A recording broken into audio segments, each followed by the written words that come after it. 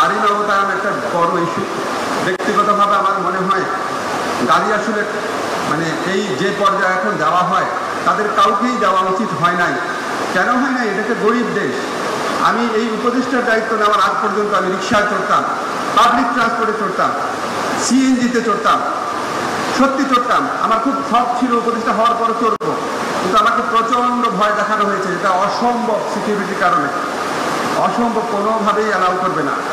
একটা গরিব দেশের সবচেয়ে বেশি থাকবে হচ্ছে পাবলিক ট্রান্সপোর্ট। আমরা বিদেশে দেখি, এখানে অনেকে বিদেশে পড়াশোনা করেছেন, মন্ত্রীরা ট্রেনে করে অফিস করছে।